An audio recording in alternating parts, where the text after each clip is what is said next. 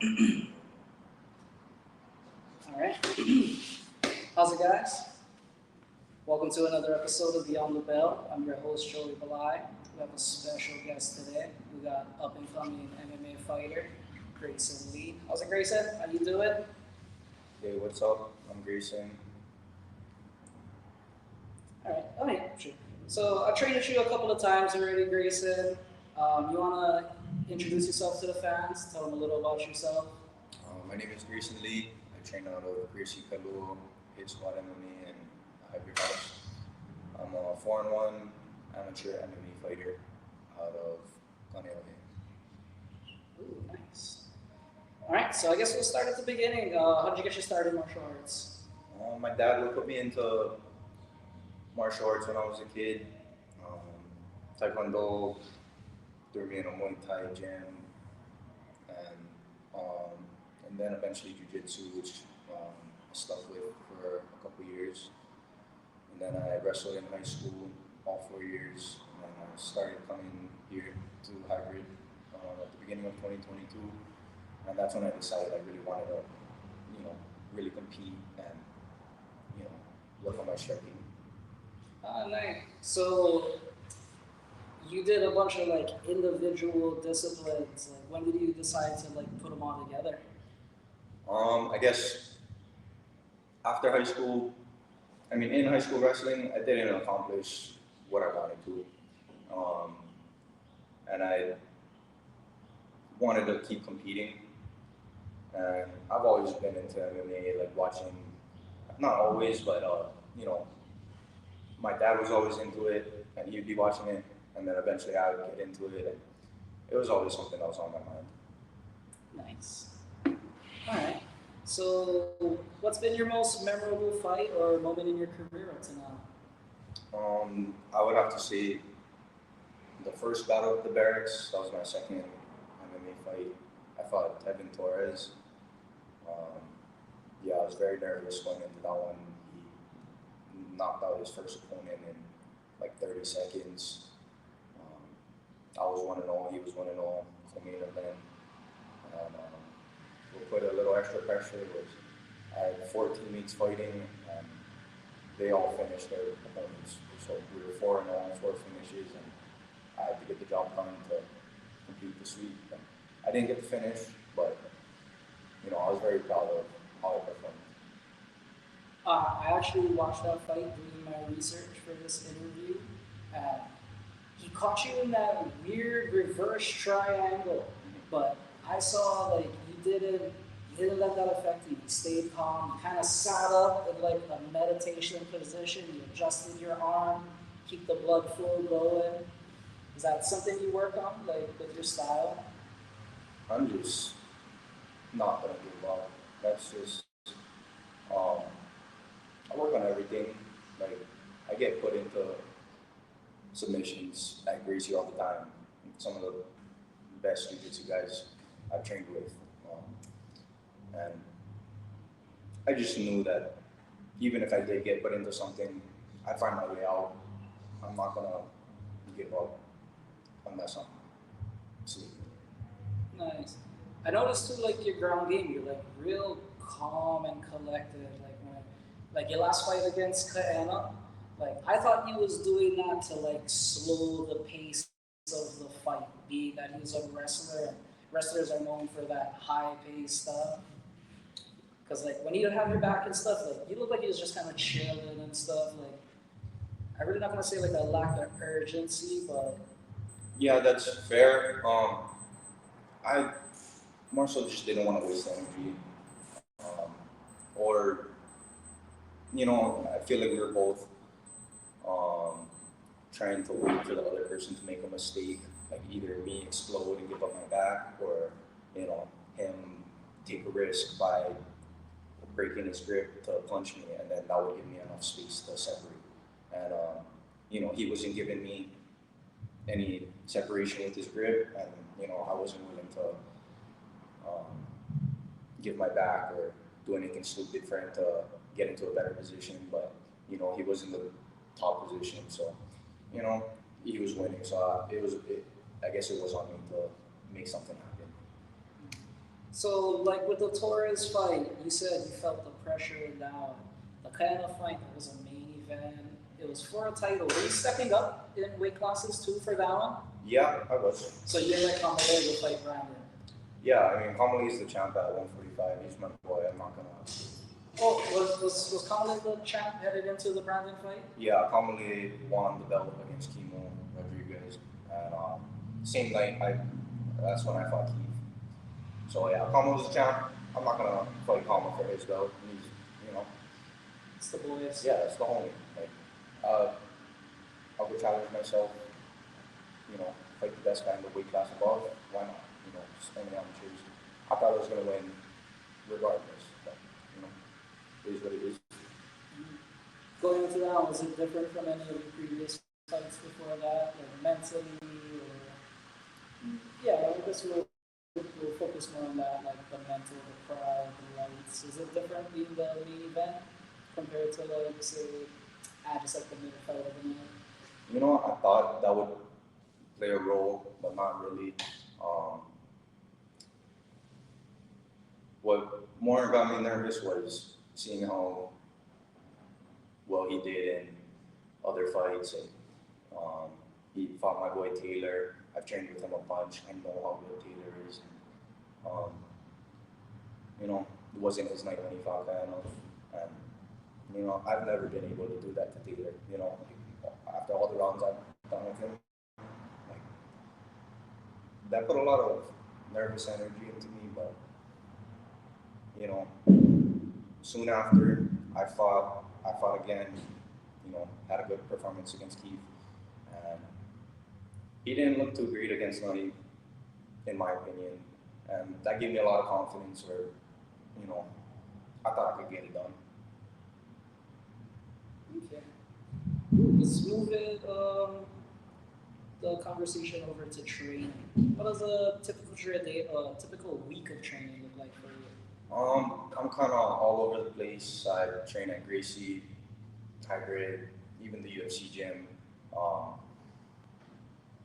I guess on a Monday, most often I'll go to Gracie for some sparring. Um, Tuesdays, usually kickboxing at hybrid. Wednesday, maybe sparring, boxing. Um, Thursday, you know, either kickboxing, jiu-jitsu, or Friday is always MMA at Gracie, run by the Hitman. Weekends, you know, maybe I'll, just depending on how the body's feeling, maybe I'll do some, join a class, and I'll throw in some lifts in throughout the week. Nice, gotta stay strong, yeah. All right. So you mentioned Hit Squad, Gracie Pedal, Hybrid House. What are some of the notable names at those gyms, and what kind of benefits do you get from training with those people? The best MMA rounds I get are Kamale, Acid, he's amazing. He's the current 145 champ. Josiah Kamakele, he's uh, 1-0 pro and he's like 20 years old. Birdman, Justin Subhana, he's 1-0. Kalani, Kalama, you know, even Tristan, Taylor, you know, they're prodigy now, but they come swing by every once in a while. And obviously the Hitman, he's just, you know, the leader of the pack, just best coach in the game. Yes. All right. So you just mentioned the Hitman, you know, how he's one of the best coaches. So in your opinion, I want to know what makes a good coach? I'd say what makes him a great coach is, you know, he really leads by example. Um, he's always training, and something about him is, you know, he's never asked me for $1, like, which is crazy because he puts so much into it, and he doesn't ask for anything in return. And just like seeing how hard he works, and you know, I just want to be just like him, and I'm trying to, you know, he just makes me want to elevate myself, seeing how much he works even to this day. as far as like coaching new people, I would say the ability to articulate concepts in a way that they'll understand. I use a lot of analogies, like a car. You need a low center of gravity. You know, if your center of gravity is too tall, like a bus, if you whip a left turn, you'll fall over. But a Honda Civic, nice low center of gravity, better balance. So things like that. I feel I can get through to a lot of my clients that way. Nice. Break it down now, because not everybody is fighters. Right. All right. On the flip coin, what makes a good student? Um,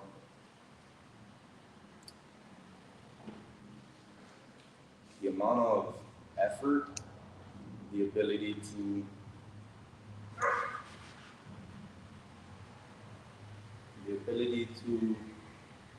grasp what is being taught, um, focus. A lot of times people lose focus. If you lose focus in a fight, that could be the end of the world. So, yeah, I'd say those. Okay.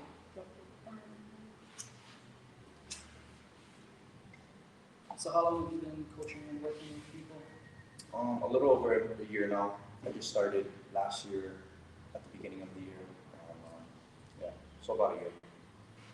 Nice. How do you manage your own training measurement while also coaching your clients? What are some of the challenges you faced in both roles? It does get tiring. I'm in the gym very often, whether I'm training myself or training other people. But at the end of the day, I need to make money, so I can't just do nothing all day and just train, which would be nice, but that's just unrealistic. So it's not easy to go after a fighting career, but you know, everyone needs to make money. It's just if you're willing to put extra work on top of that, then pursue it. How does coaching others influence your fighting style or your approach to fighting? I guess when I coach people, it shows me a lot of natural instincts people have or mistakes people will make. Because I can see it so often with new people, I'll catch myself doing it sometimes. And I just have to check myself. Like, oh, I just told my client not to do that, and now I'm crossing my feet right in front of someone, or Oh, no. So you're saying coaching has kept you more accountable? For sure. Nice. So then, can you tell me about your best moment as a coach and your most challenging moment? My favorite moments as a coach has definitely been taking some of these hybrid guys into these prodigy smokers and just seeing them like put their training into war and seeing how they don't give up on themselves and it's nice to not have to worry about getting hit and I'm just focusing on getting someone else, one of the homies ready to do their thing.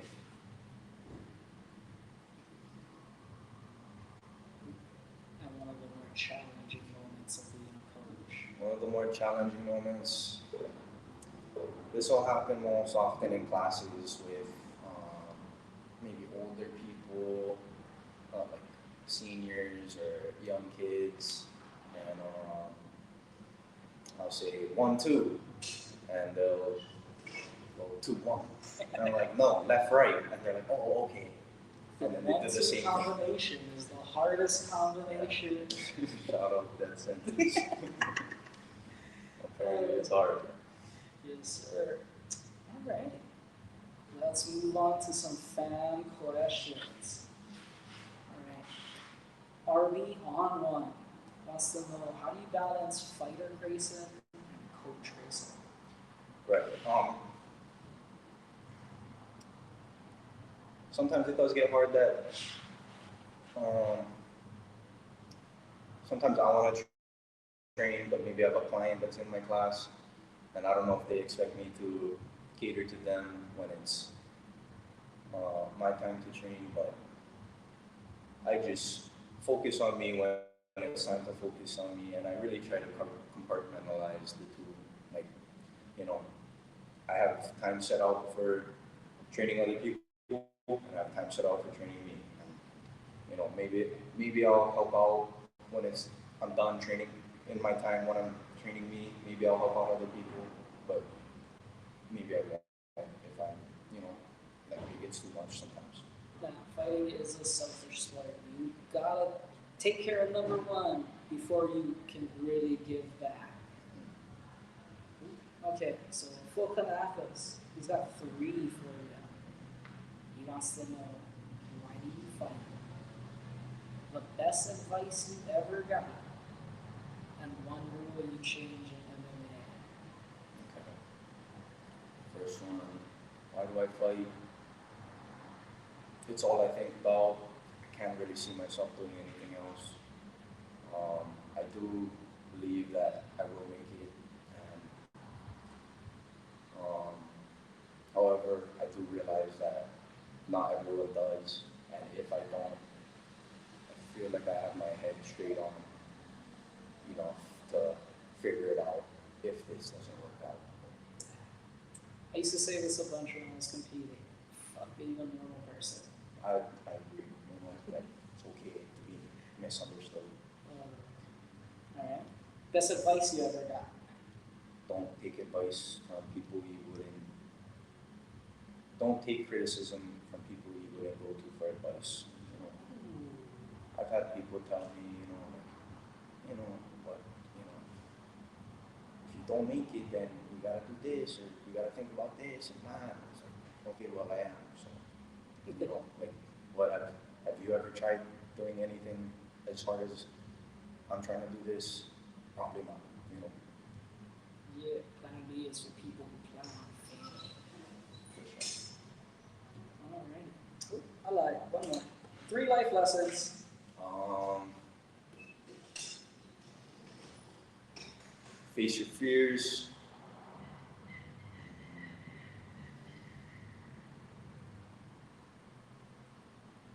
Try your best. Um,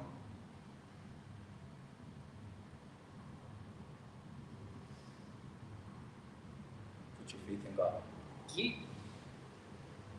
Ooh, okay. The infamous Birdman. What's your favorite scary movie? I like it, the one with the clown, Pennywise. Ooh, original or the remastered? Um, I don't know. I like the remastered one just because it's just, I don't know. I like the CGI, I guess. Yes. Alrighty. Lost Hawaiian Soldier. Who do you want to scrap next? Good question. Obviously, down to fight anybody. Um, I think realistically,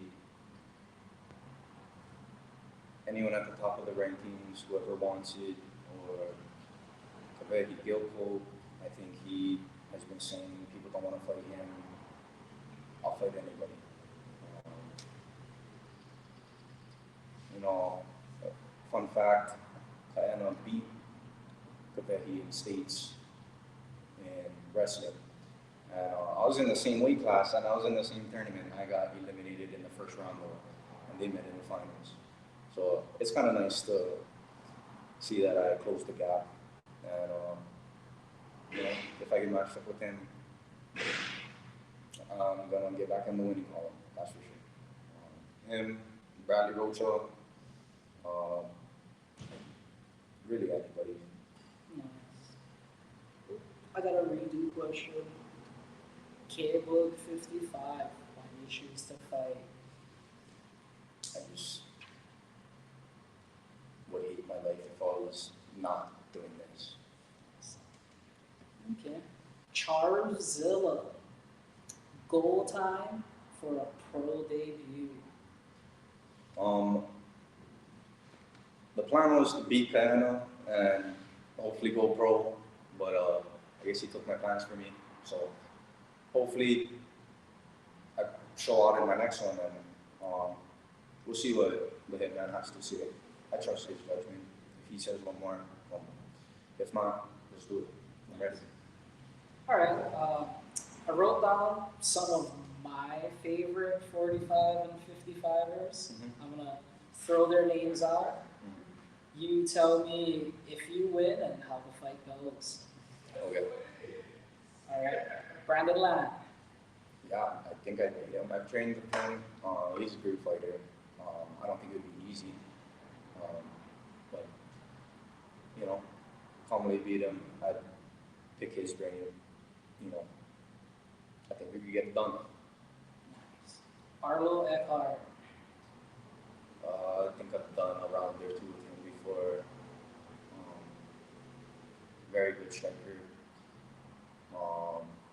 Super game. Very game. You know, when I have opponents that are better strikers, I tend to go for a takedown. So Nice. I think fine guy. I'll probably take him down and either go for ground and pound or look for a submission. Nice. Ooh, this guy's a motherfucker. I love this name. Leonard Oshiro. He's good. I do like him. Love his walkout song. I like his energy. I like his post-fight interview against Chemo. I see him around, tell him what's up. He's a cool dude. He fought Josiah, gave probably Josiah his hardest fight in MMA so far. But Josiah kind of exposes ground. That is true. Yeah, I do think I get it done. Sorry, Leonard. You're a good fighter, but I just think I'm better. Nice. Renata brought up Chemo Rodriguez. I caught up Chemo, kind of, not really, after I beat Keith, because he was matched up to fight Kama. I said, I know Kama's going to win, but if he doesn't somehow, let's do it. You know, Kama did what I thought he was going to do, and I got matched up with Kleiner. You know, I think I could probably do the same thing to Chemo, to be honest. Nice. Ooh. Okay, so this last guy, he's been on kind of a tear lately. And you mentioned his name actually a couple of questions ago. Bradley Rolla. Yeah, he's a good fighter too. These guys are all good. These guys are all game. I'm not gonna fight someone that's, you know, I'm not gonna fight someone that doesn't know what they're doing at this point. No easy fights. Yeah. So, you know, he's solid. He's big. He is big, tall. He had a good fight with Masai, and I just rewatched it recently too. And That was the last one with the brother from Prodigy. no, it was the tall black guy from Zach Z's team.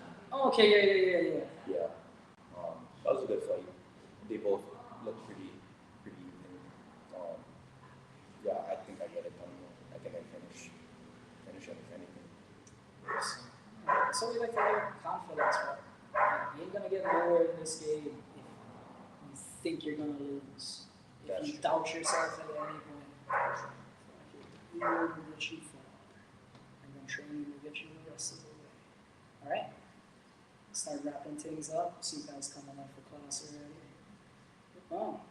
Any fights or anything big coming up you want to let the listeners know about? Nothing coming up, but staying ready, so I don't gotta get ready. Hopefully something comes soon. Alright. Ooh, we asked this to everybody. Is there a message or inspiration you want to share?